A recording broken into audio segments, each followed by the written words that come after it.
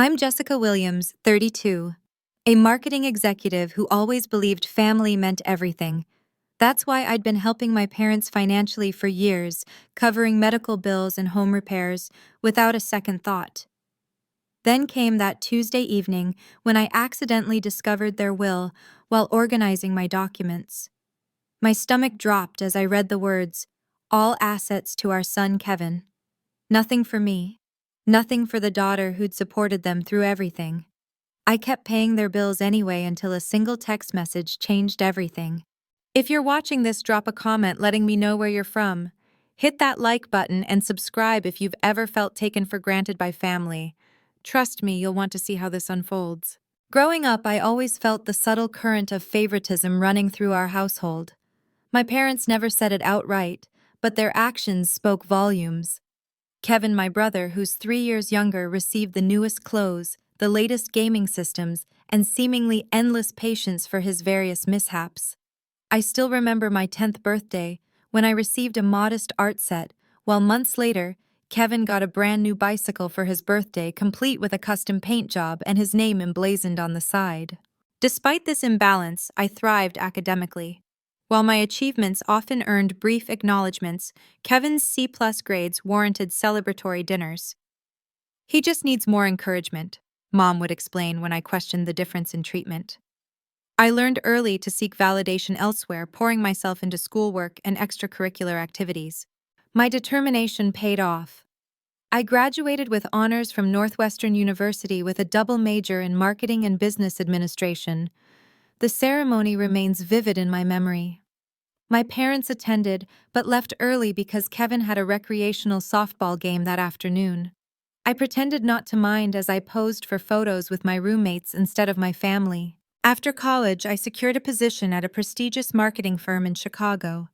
Through dedicated work and creative campaigns, I climbed the corporate ladder quickly.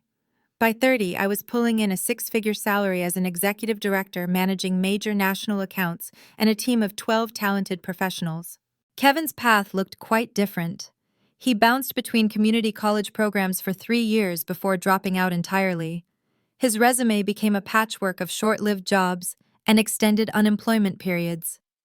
He launched a landscaping business that folded within 6 months, followed by an attempt at selling nutritional supplements through a multi-level marketing scheme that left him further in debt.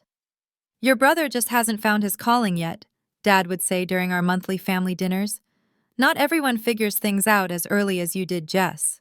Despite the obvious disparities in our life choices, I became the family's financial safety net. When Dad needed a triple bypass surgery 5 years ago, their insurance didn't cover all the expenses. I wrote a check for $23,000 without hesitation. When their roof started leaking 2 winters back, I paid $14,000 for the replacement. Last year, I surprised them with an Alaskan cruise for their 40th anniversary, a $12,000 gift I was happy to provide. Their suburban home in Evanston, where I grew up, needed constant maintenance that strained their fixed retirement income.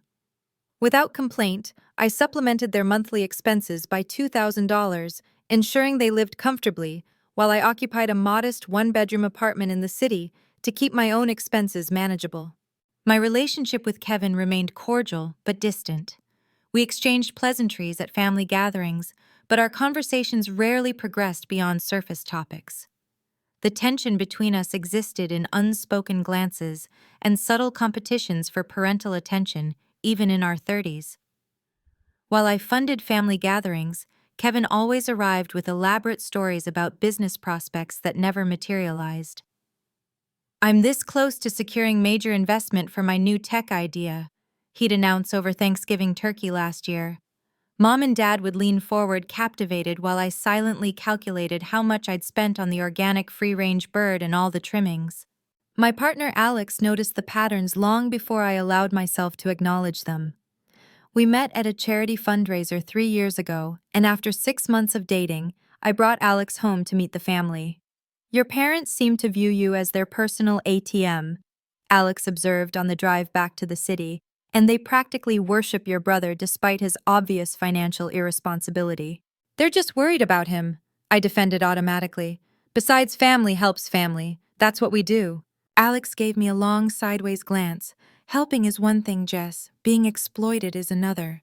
I dismissed these concerns, continuing to transfer funds whenever requested.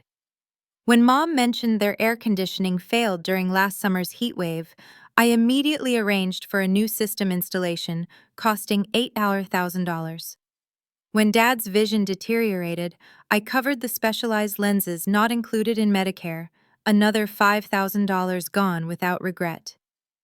All the while, Kevin lived rent-free in their finished basement, contributing nothing to household expenses while pursuing his latest passion project, developing a smartphone app that would revolutionize dog walking. According to his enthusiastic dinner table pitches, family helps family. This mantra echoed through my mind with every transaction, with every sacrifice of my own financial goals. I delayed purchasing my own home, postponed my dream vacation to Japan, and continued living modestly while ensuring my parents wanted for nothing. This was what good daughters did, I told myself. This was love in action. How wrong I was about what love should look like. The discovery happened on an ordinary Tuesday evening in April. Spring rain tapped gently against my apartment windows as I organized financial documents with my advisor, Rebecca. We'd been reviewing my retirement contributions and investment portfolio when she asked about my parents' estate planning. Have they updated their will recently? Given how much you support them financially, it would be prudent to understand their plans, Rebecca suggested, adjusting her glasses. I'm not sure, I admitted, but we share a family cloud storage account for important documents. I can check if they've uploaded anything. I opened my laptop and navigated to the shared folder. Scrolling through tax forms and insurance policies, I spotted a file labeled Final Will and Testament, updated January. Curious, I clicked it open, expecting standard legal language distributing their modest assets between Kevin and me. The document loaded official and formal with my parents' names prominently displayed at the top. I skimmed through the legal terminology until reaching the asset distribution section. Then my world tilted sideways. We bequeath all financial assets, properties, investments, and personal belongings to our son, Kevin Williams. I blinked, certain I'd misread. My eyes darted across the page, searching for my name, for any acknowledgement of my existence. There was a small footnote. We have provided sufficiently for our daughter Jessica throughout her successful life and career. My hands began trembling so violently that I knocked over my coffee mug, sending brown liquid pooling across my financial statements. Rebecca quickly grabbed tissues, dabbing at the spreading stain while shooting me concerned glances. Jess, what's wrong? You've gone completely pale. Words failed me initially. My throat constricted as though invisible hands were squeezing my windpipe. Finally, I turned the laptop toward her, my finger pointing at the damning clause. They've left everything to Kevin, I whispered, tears gathering. Every single thing. The house I've helped maintain, the car I helped them purchase, even Mom's jewelry collection she always said would be mine someday. Rebecca read silently, her professional demeanor slipping momentarily to reveal genuine shock. This is unusual given your financial contributions to their well-being. That simple acknowledgement cracked my composure entirely. Tears flowed freely now, accompanied by ugly, gasping sobs that I couldn't control. Years of sacrifice and silent resentment burst forth in that moment, flooding my apartment with raw emotion. $73,000, I choked out between sobs. $73,000 in 3 years alone. That's what I've given them, and this is how they repay me. Rebecca rescheduled our remaining agenda items, suggesting I take time to process this revelation before making any decisions. After she left, I paced my apartment until midnight, replaying countless moments when I'd stepped in to solve my parents' financial problems while Kevin contributed nothing. Sunday dinner loomed 3 days away. I considered canceling, but ultimately decided confrontation couldn't wait. Those 72 hours passed in a fog of hurt and betrayal. My work performance suffered as colleagues noticed my distraction. When Sunday arrived, I drove to my parents' suburban home with a knot of dread in my stomach. The house looked particularly beautiful that day. The lawn recently landscaped, the exterior paint, fresh from last summer's renovation I'd funded. Every corner of the property contained evidence of my financial support. Mom greeted me with her usual kiss on the cheek. "You look tired, sweetheart. Working too hard again." "There's my successful daughter," Dad called from his recliner, the premium leather one I'd purchased for his birthday last year. "How's the corporate world treating you?" Kevin emerged from the basement, laptop in hand. "Just perfect timing. I wanted to show you the prototype interface for my app. Just need to secure $50,000 in seed funding to launch." Their normalcy felt surreal, given what I now knew. We moved through the motions of dinner preparation, discussing trivial matters, while the will's contents screamed silently in my head. When we finally sat around the dining table, a solid oak piece I'd bought after their previous table collapsed, I couldn't maintain the charade any longer. "I found your updated will," I stated, setting down my fork with a definitive clink against the fine china. Silence descended instantly. Mom's hand froze midway to her water glass. Dad's chewing slowed, then stopped. Kevin glanced between them, confusion evident. "You left everything to Kevin." I continued, struggling to keep my voice steady. "Every asset, every possession, nothing for me." Mom recovered first, smoothing her napkin as though addressing a minor misunderstanding. "Well, yes, but that's because Kevin will need the support. You're doing so well for yourself, Jess. So well that I've been paying your bills for years." The words tasted bitter, leaving my mouth. "So well that I covered Dad's surgery, Mom's dental work, this house's maintenance." Dad cleared his throat awkwardly. "That's different. Those are current expenses. The will is about future planning. Planning that excludes me entirely." My voice cracked, despite my efforts to remain composed. Kevin finally spoke, his tone defensive. "It's not like you need their money, Jess. You make 6 figures. I'm still trying to get my business off the ground. After 15 years of trying." The question hung in the air, sharper than intended. Mom's expression hardened slightly. "We don't appreciate that tone, Jessica. Kevin has artistic sensibilities. The business world isn't for everyone." The conversation deteriorated from there. Every point I raised about my financial contributions was deflected with comments about family obligation, Kevin's needs, or my supposed financial stability. No acknowledgement of inequity emerged, only justifications that felt hollow and rehearsed. I left earlier than usual, declining dessert, despite Mom's traditional apple pie sitting untouched on the counter. The drive home became a blur of streetlights and tears, my vision obscured by a disappointment deeper than any I'd previously experienced.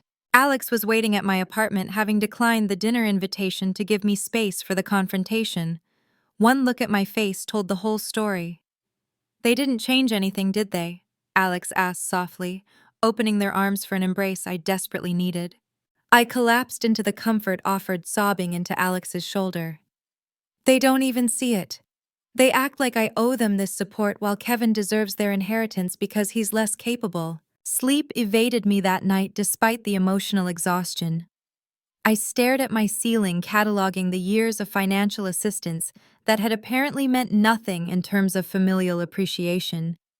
By morning, red-eyed and drained, I called my therapist, Dr. Evans, requesting an emergency session. "I need help," I admitted when her receptionist asked about the urgency. "I've just discovered something about my family that's breaking me apart." Dr. Evans's office always smelled faintly of lavender and old books. The familiar environment usually brought comfort, but today even these soothing elements couldn't ease my internal turmoil. I sank into the worn leather chair opposite her desk, clutching a tissue box like a lifeline. "I've been financing my parents' lifestyle for years while they've planned to leave everything to my brother." I explained, my voice hollow from emotional exhaustion. "I feel used, betrayed, like some kind of family bank account rather than a daughter." Dr. Evans listened attentively, her expression compassionate yet analytical. When I finished recounting the discovery and the painful dinner confrontation, she leaned forward slightly. "Jessica, sometimes in these situations it helps to quantify exactly what we're dealing with. Have you ever created a comprehensive record of your financial contributions to your parents?" The question struck me as oddly simple yet profound. "No, I just pay when they need something. I've never kept track." "That might be your first assignment.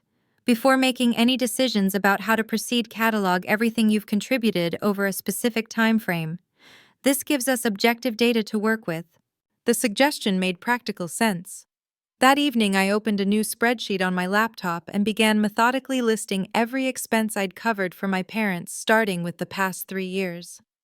I combed through bank statements, credit card records, and tax documents.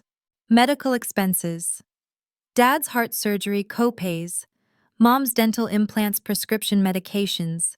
Not covered by insurance, specialized hearing aids, vision therapy sessions.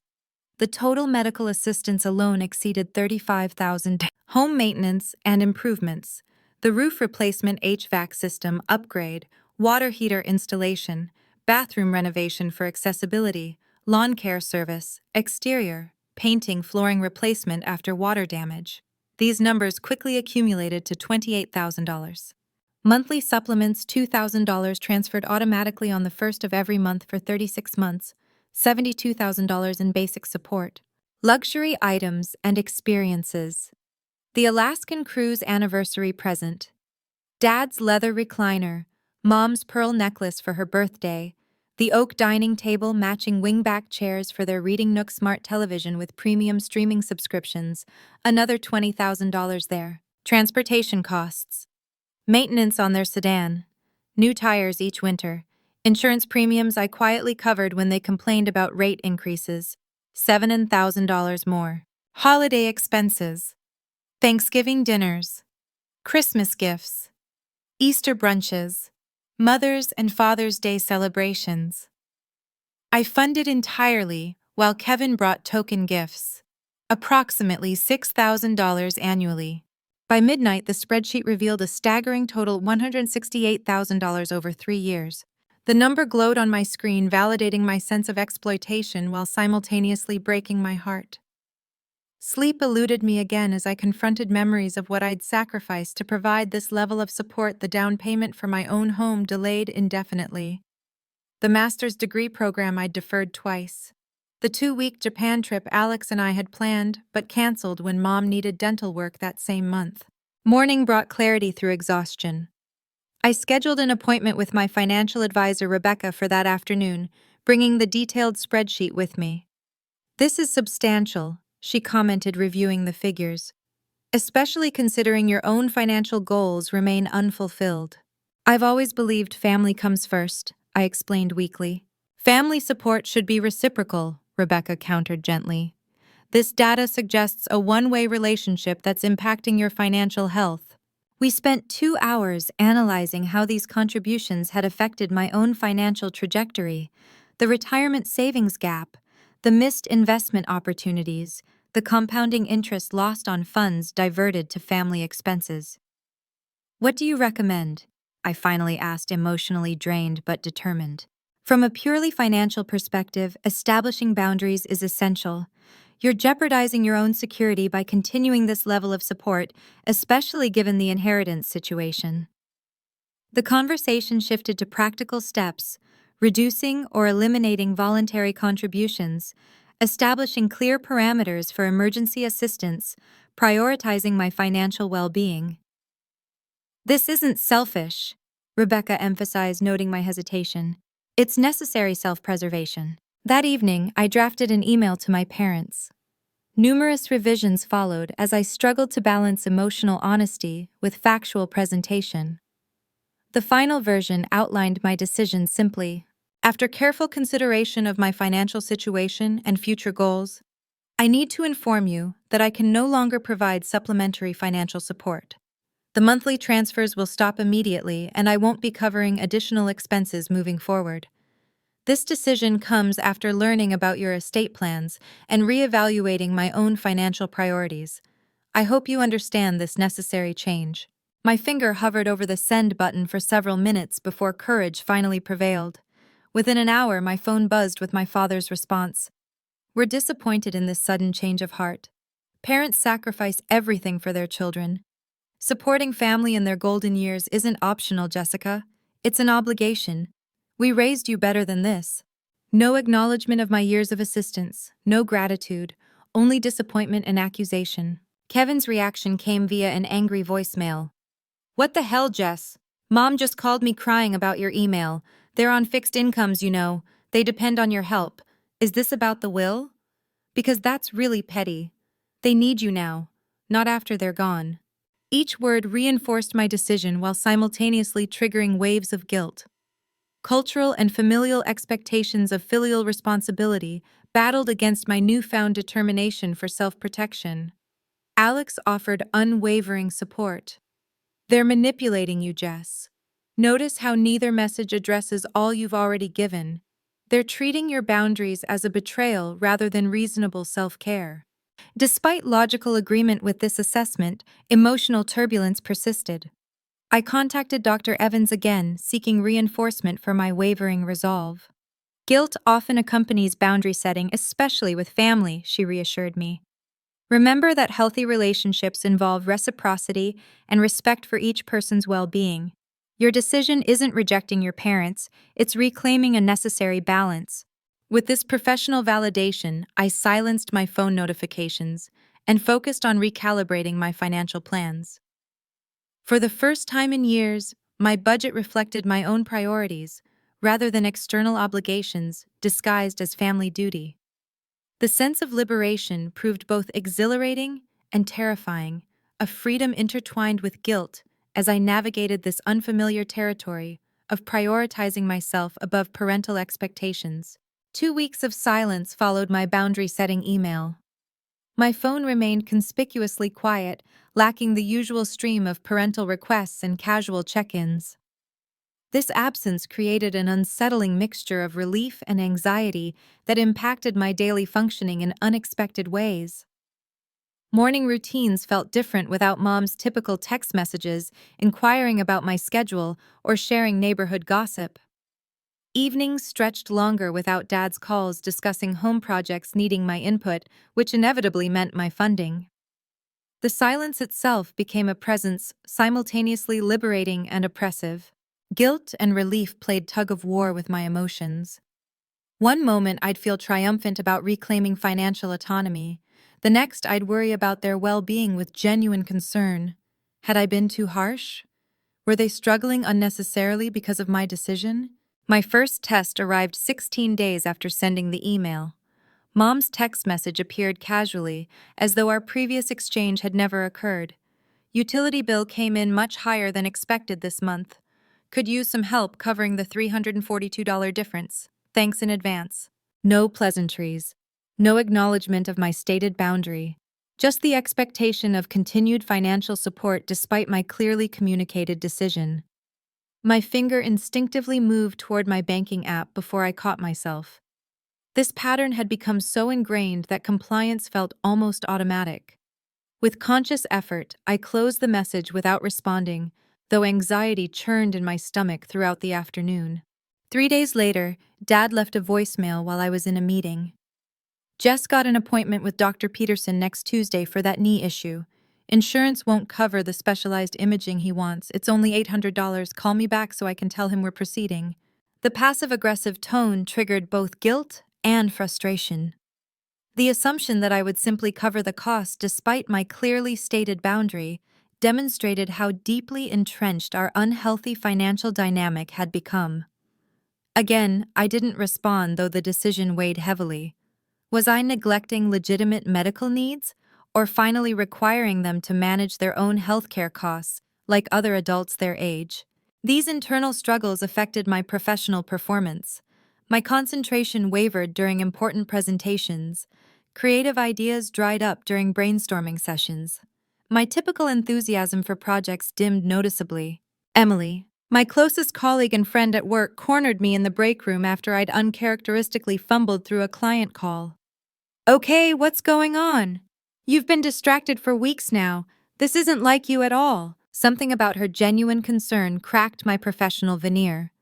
Tears welled unexpectedly as the words tumbled out describing the will, the financial inventory, and the current standoff with my family. "I feel like a terrible daughter," I confessed, my voice barely above a whisper. "But I also feel like they've taken advantage of me for years, while planning to leave everything to my brother." Emily's expression shifted from concern to understanding. "My sister did the same thing to me with our parents, always the favorite despite contributing nothing while I handled everything practical and received zero recognition." This simple acknowledgement of a shared experience provided tremendous validation. Emily wasn't judging me harshly for establishing boundaries. She understood the complex emotions involved in family financial dynamics. "What did you do?" I asked, desperate for guidance from someone who'd navigated similar territory. "I stopped being their backup plan," she stated firmly. "It was excruciating at first. The guilt nearly broke me, but eventually they adjusted their expectations, and our relationship actually improved once it wasn't centered around money." Her perspective offered hope that my current difficulties might eventually yield healthier family interactions. This conversation strengthened my resolve to maintain my boundaries despite increasing pressure. That pressure escalated significantly the following week. Kevin's text messages became more frequent and accusatory. "Mom and Dad had to cancel their cable service because you decided they don't deserve your help anymore. Dad's skipping his medication because you won't help with copays. Hope you're proud of yourself. They're eating ramen noodles to save money while you're probably out at fancy restaurants. Real nice, Jess." Each message twisted the knife of guilt deeper, though I noted the suspicious timing and escalating attempts at emotional manipulation. These texts arrived strategically before weekend family dinners I'd been avoiding, seemingly designed to lure me back into my previous patterns. Mom took a different approach, posting vague references on social media that mutual friends would certainly recognize. Some children remember their parents' sacrifices. Others forget once success arrives. Heartbroken today, having to choose between medication and groceries this month. Never thought retirement would look like this. Each public statement received sympathetic comments from family friends, unaware of the financial support I'd provided for years. These performative displays of hardship stung deeply while reinforcing my understanding of their manipulative tactics. Alex noticed my renewed wavering one evening when I checked my bank balance while simultaneously reading Dad's text about postponing a doctor's appointment due to cost. "You're considering giving in, aren't you?" Alex asked gently, sitting beside me on the couch. "What if Dad really needs that appointment? What if his condition worsens because I'm being stubborn about money?" "That's the narrative they want you to believe," Alex countered. "But your parents receive Social Security, have Medicare, and your dad has a pension. They managed before you started supplementing their income. They can adjust their spending now." Emily reinforced this perspective during our lunch break the next day. "Your parents are making choices about their priorities.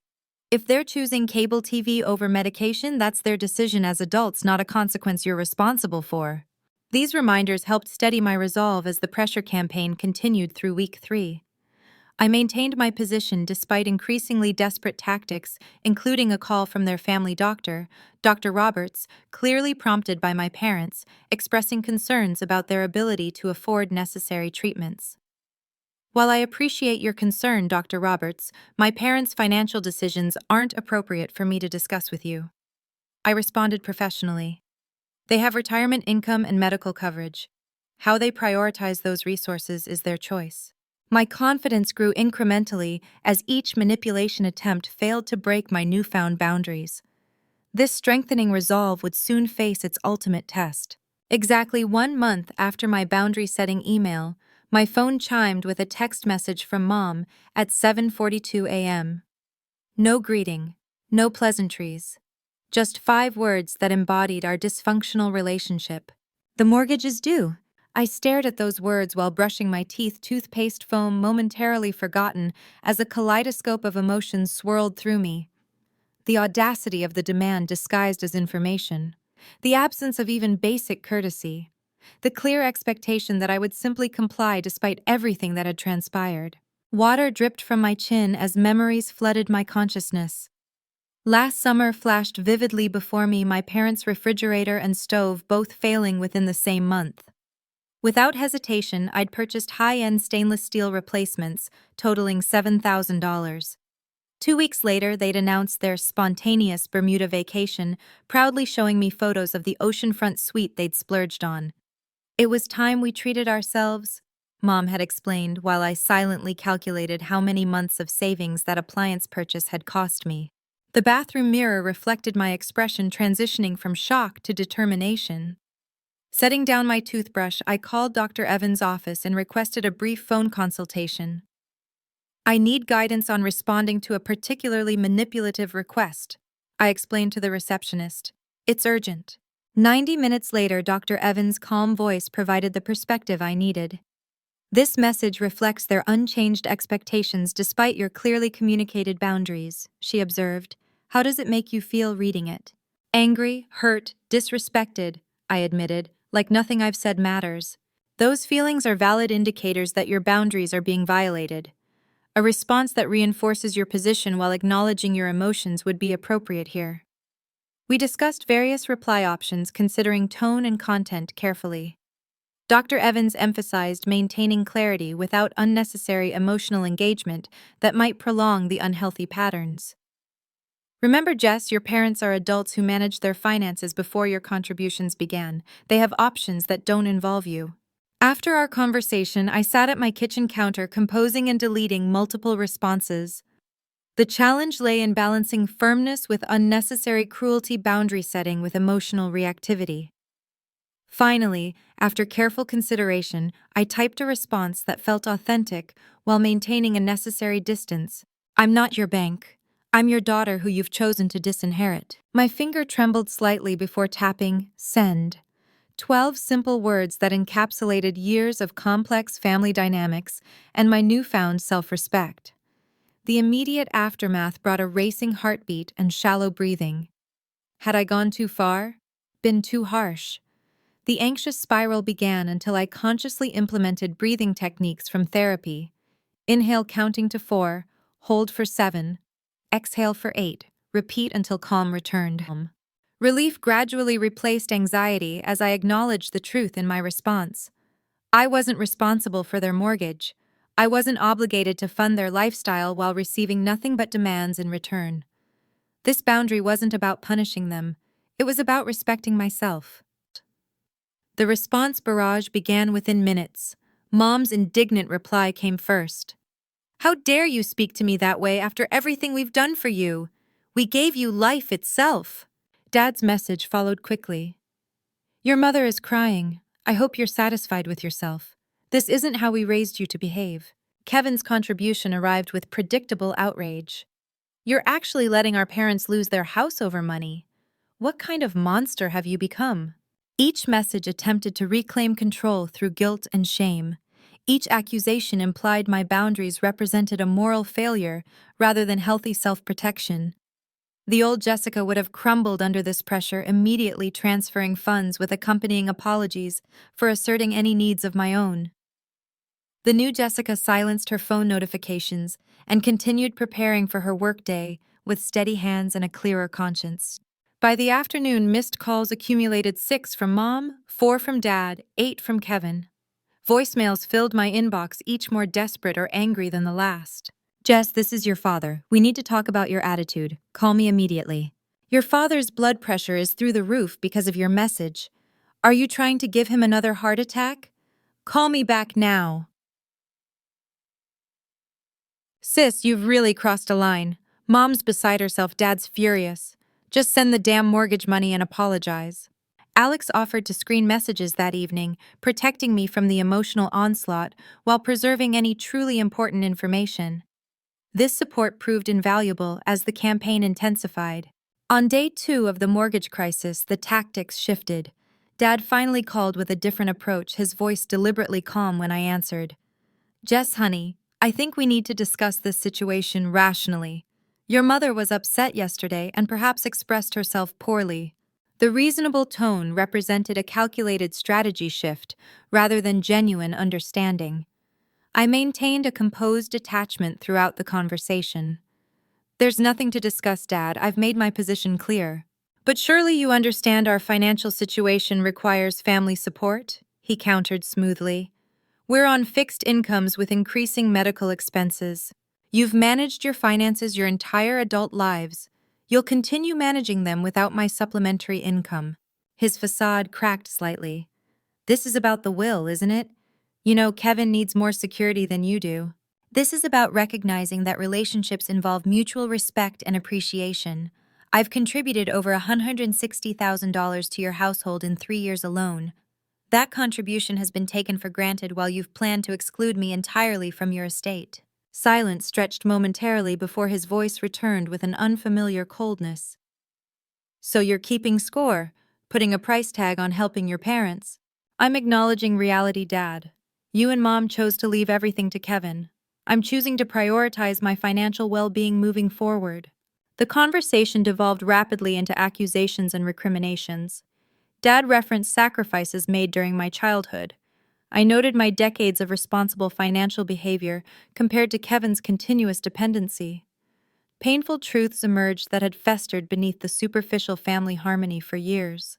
Maybe we should all sit down together and discuss this properly, Dad finally suggested, exhaustion evident in his voice. Come over this Saturday. We'll talk through everything like adults.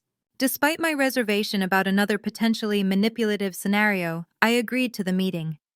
Resolution required direct communication rather than continued text warfare. I'll be there at 11 hour, I confirmed, and I'm bringing Alex. Dad's disapproving grunt acknowledged this boundary as the call ended. The confrontation loomed with equal parts dread and necessity. Something would change this Saturday for better or for worse. Saturday morning dawned bright and clear, mocking the emotional storm brewing inside me. Alex prepared breakfast, while I obsessively reviewed my financial spreadsheet, adding notes about specific contributions and their contexts.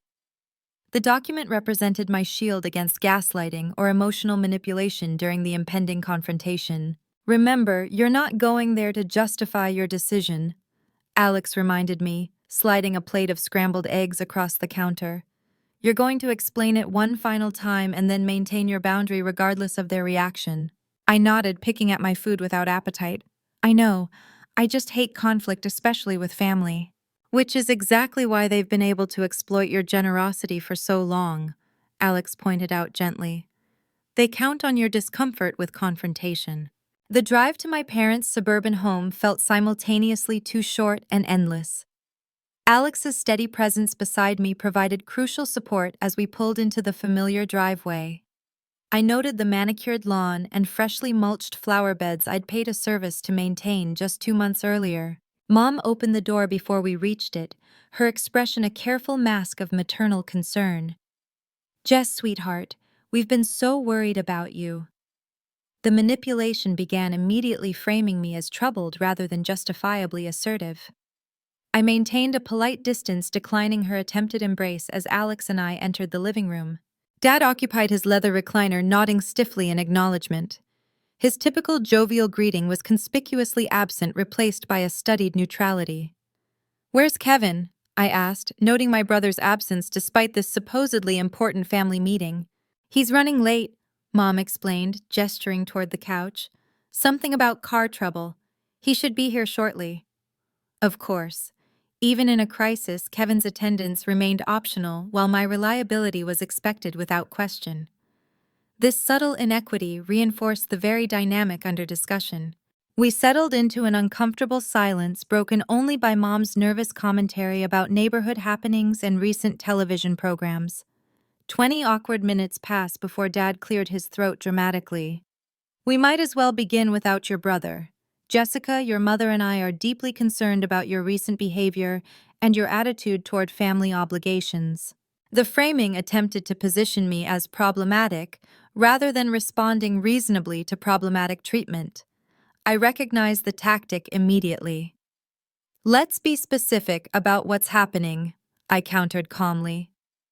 "I discovered you've chosen to leave your entire estate to Kevin while expecting me to continue financing your current lifestyle. I've decided that arrangement doesn't work for me." Mom's expression tightened. "That makes it sound so transactional, Jess. Families support each other without expecting anything in return." "Exactly my point," I agreed.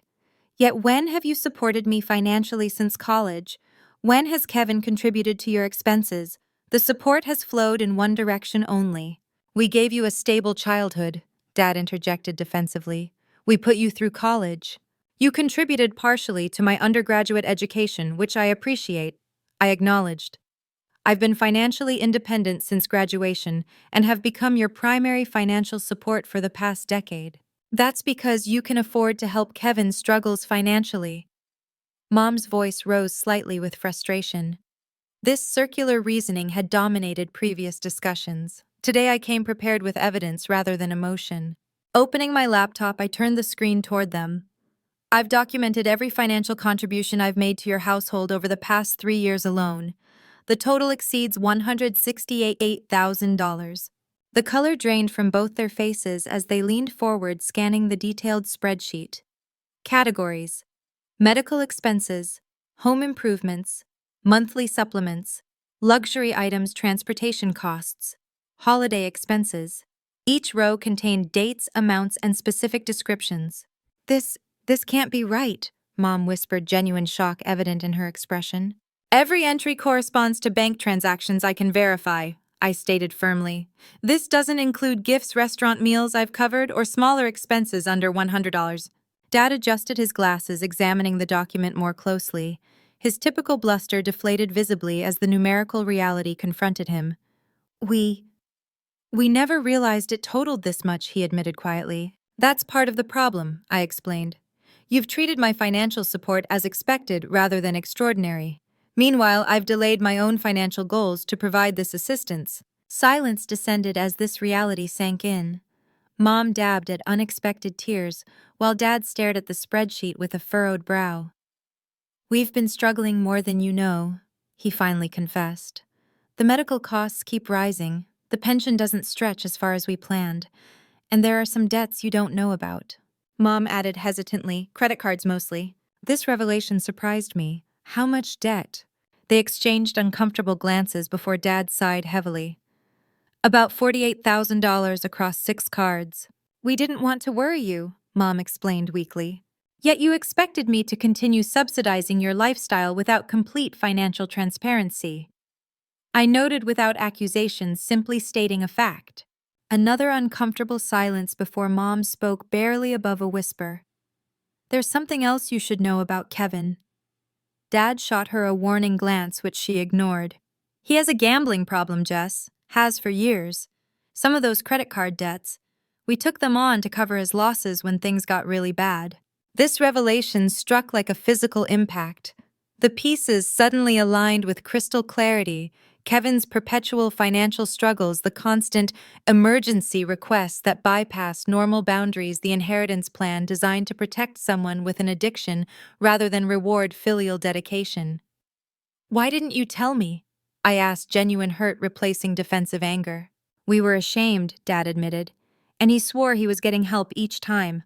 That doesn't justify excluding me from your will without a discussion, I pointed out.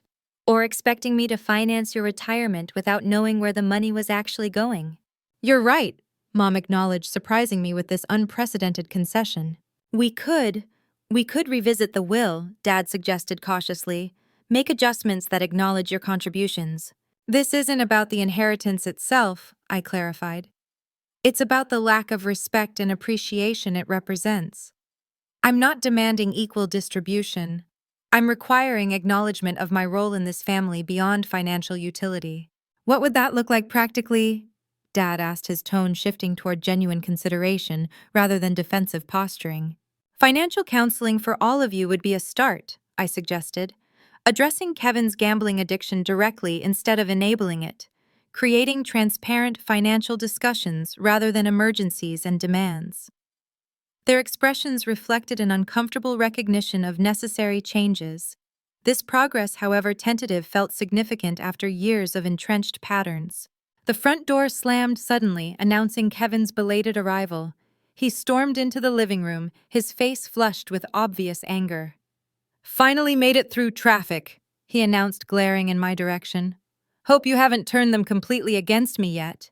His combative entrance immediately shifted the emotional temperature in the room. Mom tensed visibly while Dad straightened in his chair, paternal authority reasserting itself. Kevin, we're having an important family discussion, Dad stated firmly. Jessica has brought some concerns to our attention that we need to address together. Like cutting off our parents financially when they need help, Kevin sneered, dropping into an armchair. Real sisterly behavior there.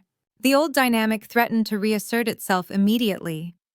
Kevin's victimhood positioning parental protective instincts, activating my reasonableness, portrayed as selfishness. Before this familiar pattern could fully re-engage, I turned my laptop screen toward Kevin, displaying the contribution spreadsheet. This is what I've provided in 3 years alone while you've contributed nothing. His momentary speechlessness provided an opening for the necessary conversation. Kevin, Mom, and Dad told me about the gambling. This family has financial issues that need to be addressed directly, not through secrecy and enabling. You had no right to tell her, he exploded toward our parents' confirmation in his reaction. They had every right, I countered calmly, just as I have every right to decide how my money is used. You don't understand what it's like. Kevin's voice cracked with genuine emotion. I've been counting on that inheritance to finally get straight to pay everything back. That inheritance depends on our parents' deaths, I pointed out quietly. That's not a financial plan. That's waiting for a tragedy. The blunt assessment silenced him momentarily, his expression cycling through anger, shame, and finally reluctant recognition. What am I supposed to do then? Vulnerability replaced belligerence in his question. Get actual help for the gambling addiction. Take financial responsibility like other adults. Build your life on your own efforts, rather than parental rescue or a future inheritance. My directness clearly shocked everyone present, including myself. Years of tiptoeing around family dynamics had been replaced by necessary honesty without cruelty. I love all of you, I continued into the stunned silence. That's why I've supported you financially all these years. But love without respect deteriorates into dysfunction. What I'm asking for now is a relationship based on mutual respect, not financial dependency.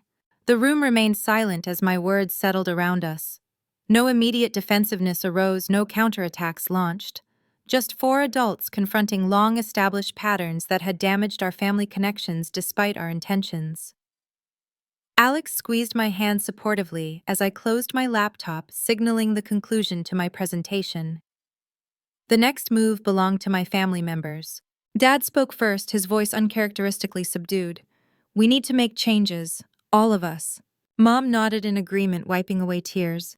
I'm so sorry we've taken you for granted, Jess. Truly sorry. Kevin stared at the floor, the conflict evident in his expression. I don't know if I can change overnight. Nobody's asking for an overnight transformation, I clarified. Just a commitment to healthier patterns moving forward. The conversation continued for nearly 3 hours, covering difficult topics previously avoided: addiction, enabling financial transparency, emotional manipulation, genuine versus transactional support. Painful truths emerged alongside tentative solutions. No magical resolution materialized from this single discussion. Family dynamics established over decades wouldn't transform instantly. But a fundamental acknowledgement of the problems represented the essential first steps toward potential healing. As Alex and I finally prepared to leave, Dad awkwardly requested a hug, the first initiated from his side in years. Mom whispered a tearful apology against my shoulder. Kevin maintained his distance but nodded respectfully as we departed. The quiet drive home contrasted sharply with the tense journey earlier that day. Alex waited until we were halfway to the city before breaking the contemplative silence.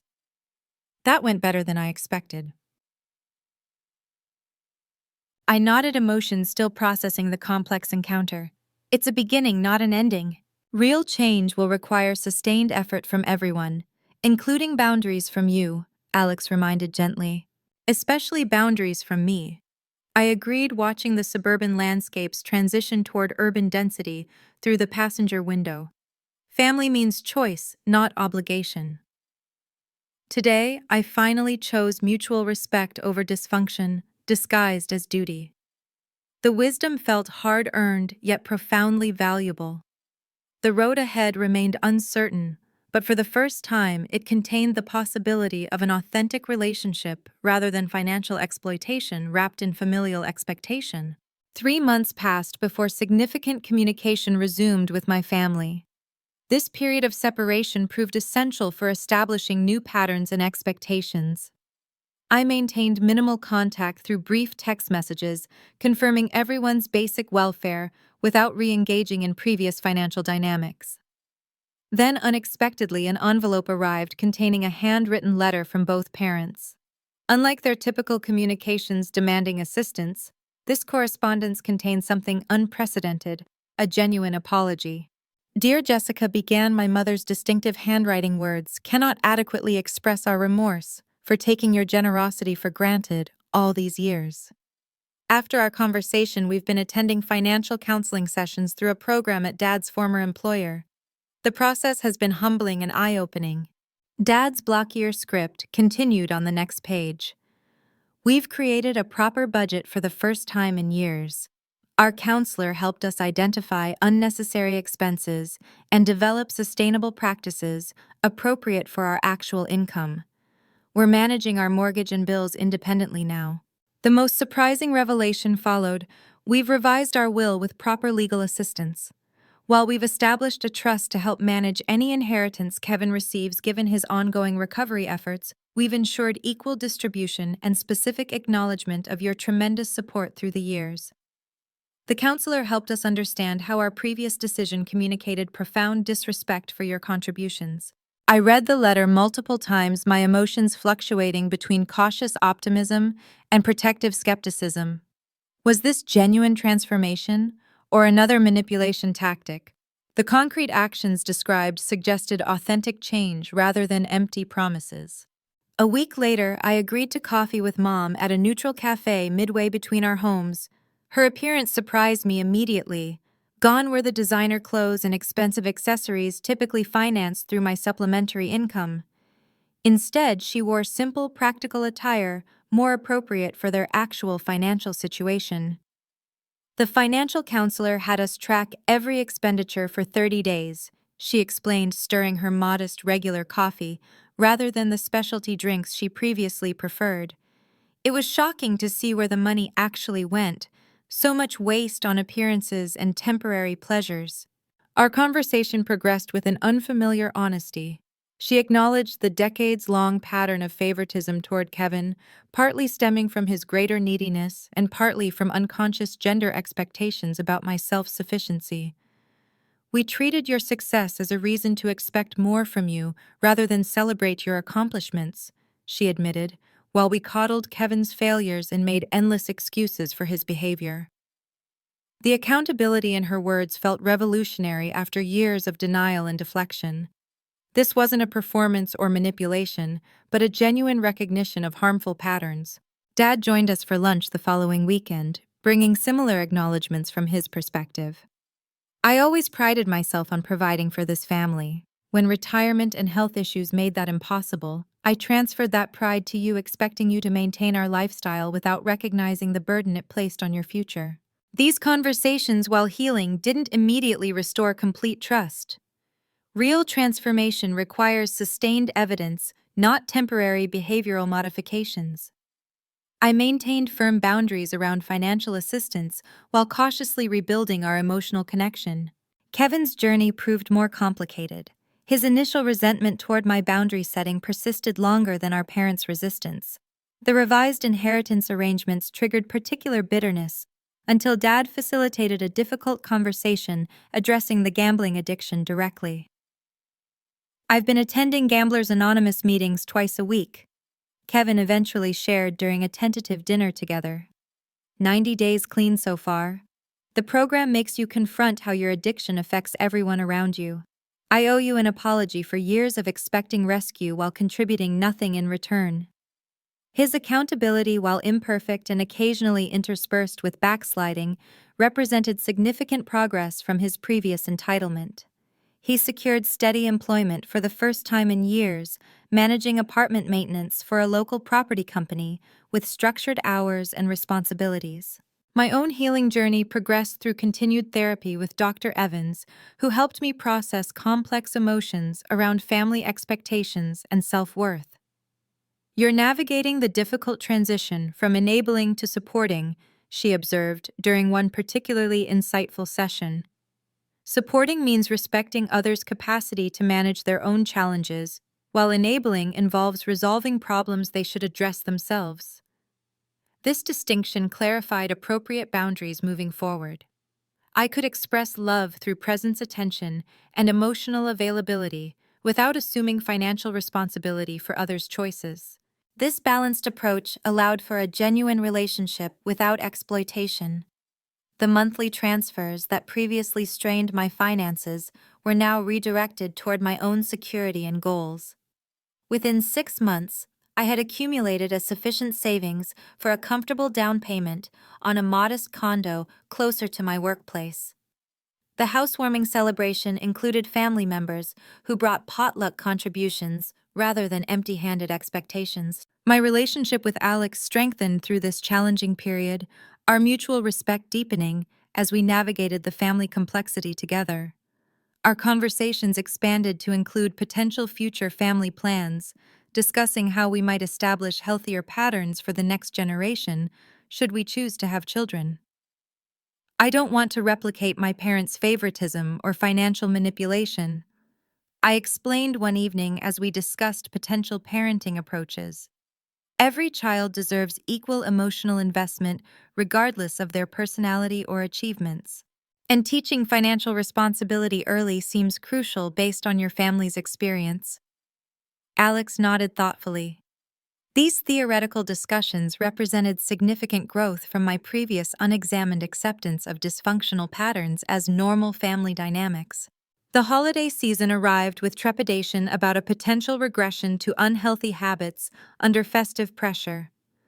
I hosted Thanksgiving dinner at my new condo, establishing clear expectations beforehand. Everyone would contribute specific dishes. Gifts would remain modest, and financial discussions were prohibited during the celebration. To my pleasant surprise, these boundaries received respectful compliance. Dad brought his famous cornbread stuffing, while Mom contributed homemade cranberry sauce. Kevin arrived with a store-bought but thoughtful dessert, well within his means. The conversation flowed naturally, without the underlying current of unspoken financial tension. For the first time in memory, as we gathered around my dining table, the material simplicity contrasted sharply with the previous elaborate holiday productions I'd financed entirely. Yet the emotional authenticity enriched our interaction beyond anything purchased with money. Genuine laughter replaced performative harmony, real connections supplanted transactional obligation. Observing my family's attempts at healthier interaction, I recognized a profound truth about relationships. Unconditional love doesn't require unconditional financial support or the endless sacrifice of personal well-being. True family connection thrives on mutual respect, not exploitation disguised as obligation. The journey toward a balanced family dynamic continues with occasional missteps and necessary course corrections. Old patterns sometimes resurface during times of stress or crisis, requiring gentle but firm redirection toward healthier interactions. A perfect resolution remains unrealistic, given decades of entrenched behaviors, but the significant improvement has provided a sustainable relationship that was previously impossible. My spreadsheet tracking parental contributions remains saved but unconsulted now. Its creation served an essential purpose in confronting denial and establishing reality, but dwelling on past imbalance would prevent forward movement. The document exists as a historical record rather than an active scorecard available if boundary reinforcement becomes necessary, but not central to our daily interaction. Looking back on that fateful text message demanding the mortgage payment without a greeting or context, I marvel at how thoroughly one moment can catapult necessary change when previous years of discomfort failed to prompt action. That simple demand crystallized years of unbalanced expectations into a single, undeniable piece of evidence of a dysfunction that required a response. A lesson in boundaries and self-worth. Sometimes healing begins not with quiet acceptance but with appropriate anger. It starts not with endless understanding but with firm boundary setting. And it's built not just on forgiveness, but on accountability. This story teaches us a critical lesson. Your financial security and mental well-being are not currency to be traded for familial love or approval. True healthy relationships, whether with family, friends, or partners, must be built on a foundation of mutual respect, not one-sided obligation. Setting boundaries is not an act of selfishness. It is an act of self-preservation and a necessary step toward creating relationships that are authentic, supportive, and sustainable for everyone involved. You have the right to protect your future, and you deserve relationships that honor your contributions, not just expect them. Have you ever experienced similar family financial dynamics? How did you navigate establishing boundaries while maintaining important relationships? Your stories matter and might help others facing similar challenges. Please like this video if it resonated with your experiences, subscribe for more authentic discussions, and share it with anyone who might be struggling with setting necessary boundaries. Remember, you deserve relationships built on mutual respect, not obligation disguised as love. Thank you for listening to my journey, and I wish you strength in creating the healthy connections you deserve.